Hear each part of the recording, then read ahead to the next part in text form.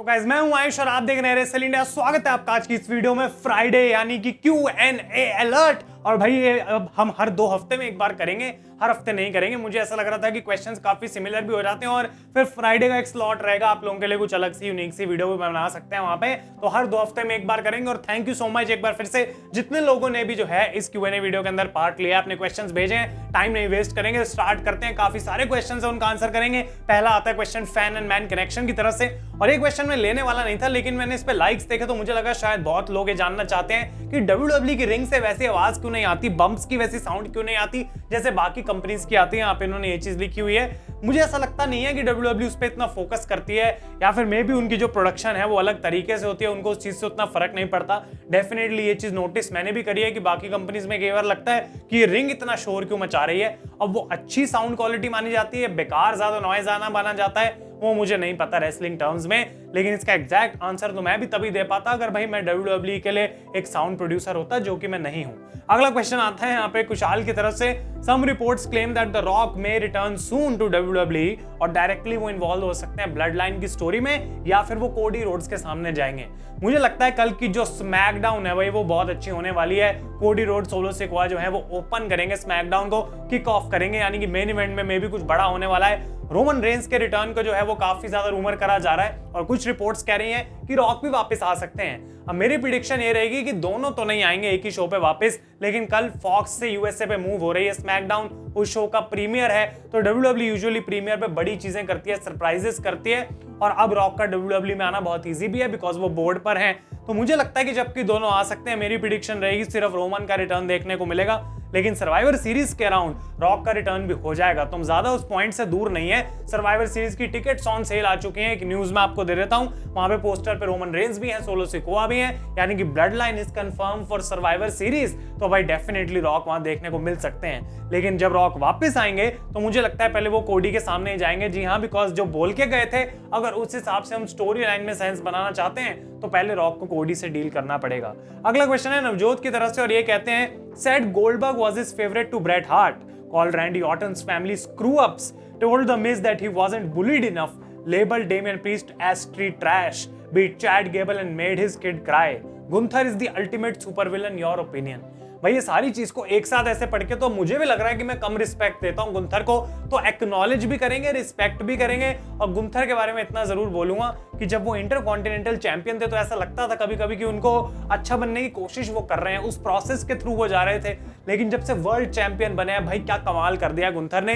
इतना नेचुरल लगता है सब कुछ जो वो कर रहे हैं, जबकि उनकी फर्स्ट लैंग्वेज इंग्लिश नहीं है, तब भी जिस तरीके से वो उसको कैरी करते हैं अपने प्रोमोज में। अब हीट उनको मिल रही है पिछले 2-3 हफ्तों से, क्राउड उनको ऑलमोस्ट बोलने नहीं देता है। तो वो चीज गुंथर ने भाई जो काम करा अपने स्किल के ऊपर बहुत ही बढ़िया है, और प्रैक्टिस से ही वो सीखे हैं ऐसा मुझे लग रहा है रॉ में प्रोमोस कट कर करके। और वो चीज उनको बहुत ज्यादा बेनिफिट देने वाली है, बिकॉज एक WWE सुपरस्टार के लिए वैसी ऑरा रखना एक सबसे इंपॉर्टेंट आजकल की कहानी है। अगला क्वेश्चन आता है रेसल गॉसिप्स की तरफ से, ranks these monsters of current time. तो गुंथर को इस लिस्ट में मैं रखूंगा नहीं, बिकॉज आई डोंट थिंक कि गुंथर जबकि रेसलिंग मॉन्स्टर है, लेकिन उस तरीके से उनको दिखाया नहीं जाता। लेकिन बाकी लोगों की बात करें तो नंबर 1 पे भाई करंटली तो मैं रखूंगा डेफिनेटली जैकब फाटू को, जिस तरीके से उन्होंने आते ही अपना इंपैक्ट बनाया। उसके बाद मैं रखने वाला हूं ब्रॉन्सन रीड को, उनके रीसेंट एक्शंस के बाद। उसके बाद मैं रखूंगा ब्रॉन ब्रेकर को, और लास्ट में ब्रॉन स्ट्रोमैन को, बिकॉज ब्रॉन स्ट्रोमैन से मैं देखना चाहता हूं वो मॉन्स्टर वाली चीजें दोबारा, इससे पहले कि उनको हम थोड़ा और हाईली रेट करें। अगला क्वेश्चन आता है खान की तरफ से, do you think Roman Reigns absence can make story line dull, यानी कि ब्लड लाइन की स्टोरी। और मुझे लगता है कि कहीं ना कहीं वो बात सच है, बिकॉज स्टोरी में ना एक्चुअली दिखाने के लिए कुछ ज्यादा है ही नहीं।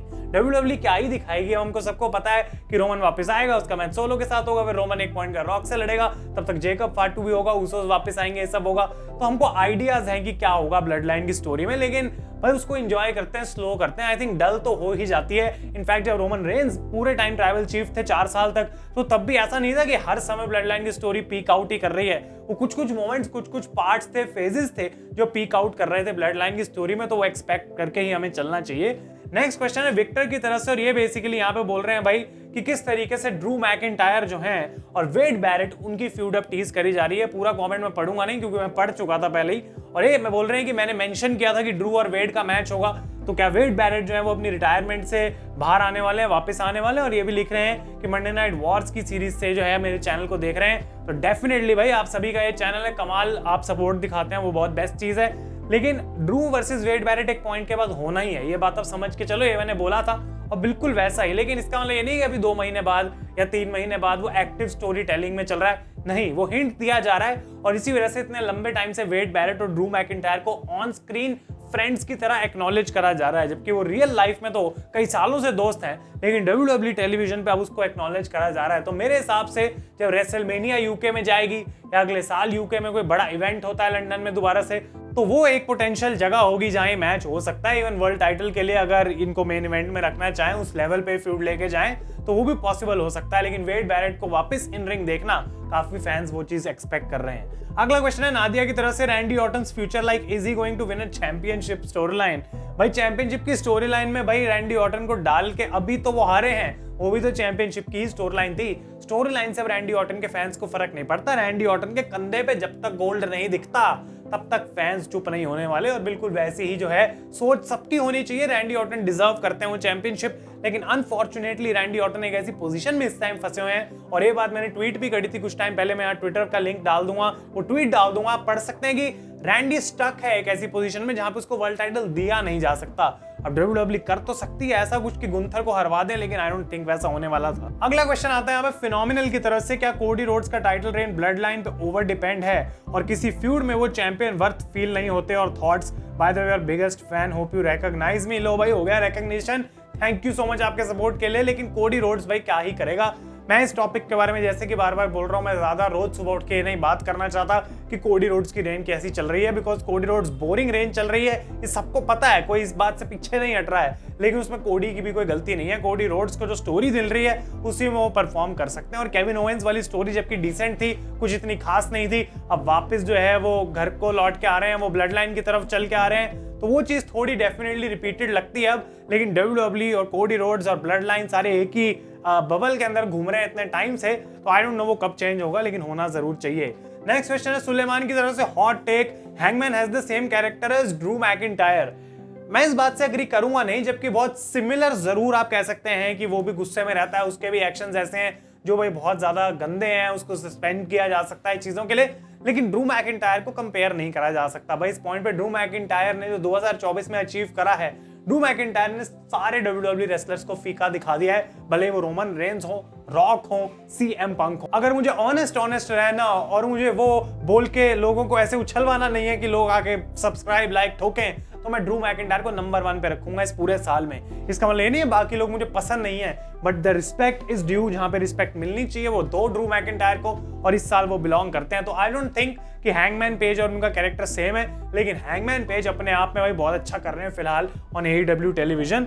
अगला क्वेश्चन है सुभाष की तरफ से, रैपिड फायर, एज रिटर्न 2020 या ब्रॉक रिटर्न इन 2012। तो भाई ब्रॉक के ऊपर हमने रिसेंटली असली अखाड़ा का पॉडकास्ट करा था, वो नहीं सुना तो सुन लेना।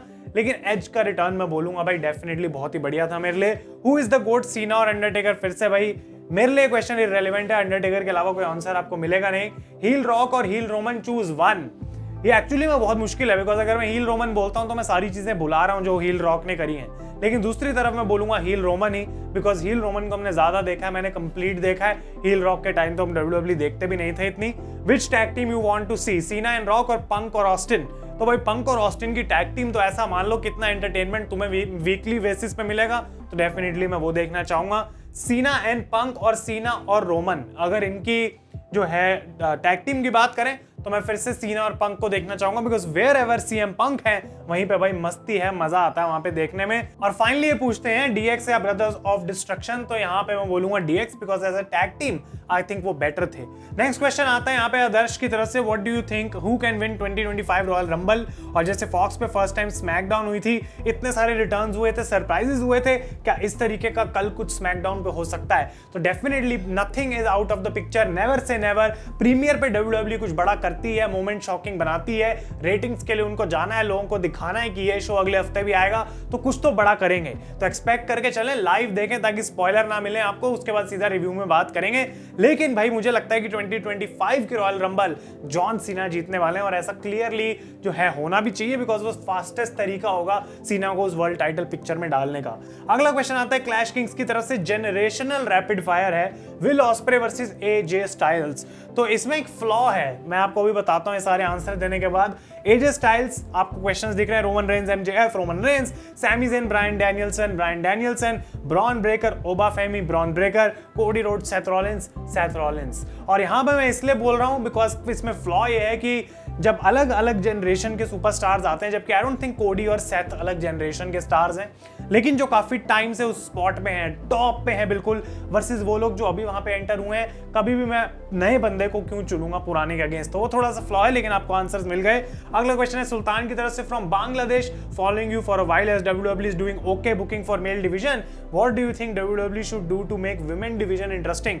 भाई ये क्वेश्चन काफी बढ़िया है, बिकॉज वुमेन्स डिवीजन में देखा जाए तो लिव मॉर्गन और रिया रिप्ली के अलावा कुछ ही नहीं चल रहा है पूरी डिवीजन के अंदर। दूसरी चैंपियनशिप नाया जैक्स वाली अब फाइनली थोड़ी इंटरेस्टिंग हो जाएगी जब टिफनी का कैश इन होगा। तो पहली चीज तो वो कैश इन होनी जरूरी है, और टैग टीम टाइटल्स का तो मुझसे पूछो मत। दूसरी चीज के अलावा जो मैं बोलना चाहूंगा वो ये कि विमेंस के मिड कार्ड टाइटल्स में देखना चाहूंगा, और उसमें से एक टाइटल चुपचाप से चेल्सी ग्रीन को दे देना चाहिए। अगला क्वेश्चन आता है यहाँ पे मिस्टर अल्ट्रॉन की तरफ से, long time follower, if OG bloodline and new bloodline happens at Survivor Series then which team will win? Personally I think solo win pill Roman, oh my god, and this WWE will establish him. होना तो कुछ ऐसा ही चाहिए, क्योंकि Roman Reigns को अगर वो and point तक लेके जाना है जहां वो कुछ बड़ा कुछ जीत रहे हैं, रॉक को हरा रहे हैं या चैंपियनशिप जीत रहे हैं, तो पहले उनको काफी नीचे भी गिराना पड़ेगा ताकि जब वो कमबैक हो तो उतना ही स्ट्रांग लगे।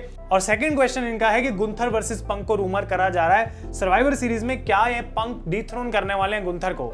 गुंथर को भाई कोई डीथ्रोन नहीं करने वाला, और इस पे मैं एक अलग से वीडियो बनाऊंगा कुछ टाइम में कि ये लॉन्ग टर्म रेंज आखिर क्या है, क्या ये अच्छी है बुरी है, उसके बारे में एक अलग से वीडियो आएगी, तो आप स्टे ट्यून्ड रहें। लेकिन आई डोंट थिंक कि अगर ये मैच होता भी है तो CM पंक गुंथर को हराने वाले हैं। अगला क्वेश्चन आता है यहाँ पे AK की तरफ से, भाई प्लीज मेरा क्वेश्चन पिक कर लीजिए, बहुत बार पूछता हूँ और 4.5 साल से चैनल को फॉलो कर रहे हैं भाई, तो OG गैंग में आते हैं भाई। Blood line will turn on solo after survivor series loss, Hikuleo will join them, final boss The Rock will reveal as the leader and Solo will apologize and join Roman bloodline again। ऐसा कुछ नहीं होने वाला भाई, आपके comment के लिए thank you, लेकिन ये चीज नहीं होने वाली। सोलो सिकुआ वापस अगर रोमन रेंज के पास चला गया अपोलोजाइज करके, तो ये पूरा जो है टेस्ट ना मुंह का खराब हो जाएगा। अब सोलो को हील ही रहने दो, सोलो को अलग से ही बनने दो, अपने आप में इंडिविजुअल स्टार बनने दो। रोमन की शैडो में बहुत देर सोलो रह लिया, बाहर आ गया, उसको वैसे बुक करना चाहिए। नेक्स्ट क्वेश्चन है दीपक की तरफ से, ब्रो मेरा कमेंट कभी नहीं लेते, लो भाई ले लिया। क्या अभी इंडियन रेसलिंग शोज में जाने का प्लान है, जैसे ग्रेट खली के CWE में? देखो भाई मैं यही बोलता हूँ और लोग बोलते हैं भाई साल तो खत्म होने को आ रहा है, आपकी अनाउंसमेंट कहाँ है? लेकिन वो अनाउंसमेंट आपको बहुत जल्द सुनने को मिल जाएंगी। Please stay tuned because this will still be the year of announcements. काफी कुछ प्लान हो रहा है और जब वो आएगा आप लोगों को पता लग जाएगा। और आज का फाइनल क्वेश्चन आता है आदर्श की तरफ से, do you think Vince wanted Seth Rollins to dethrone Roman because he clearly never made Seth win over Roman except any other superstar? भाई देखो, एक बंदा जो सेथ रॉलिंस है जिसने रोमन को उस पूरी टाइटल रेन के अंदर हराया है, भले ही वो डिस्क्वालिफिकेशन से हो, लेकिन रोमन ने कभी सेथ रॉलिंस के अगेंस्ट उस चीज को वैसे वापस इग्नाइट नहीं करा है। तो मेरे हिसाब से ये चीज होनी ही है, दोबारा ये मैच होना ही है। और अब डीथ्रोन की तो क्या ही बात करेंगे, सेथ रॉलिंस और रोमन रेंस मे भी फ्यूचर में एक बार फिर से वर्ल्ड टाइटल फ्यूड में हमें देखने को मिलेंगे, और ऐसी मेरी प्रेडिक्शन काफी स्ट्रांग है। तो ये था आज का Q&A एपिसोड गाइस। अगर ये वीडियो आपको अच्छी लगी इसे लाइक करें। तब तक के लिए thank you so much for watching. मैं हूं आयुष और आप देख रहे हैं रेसल इंडिया।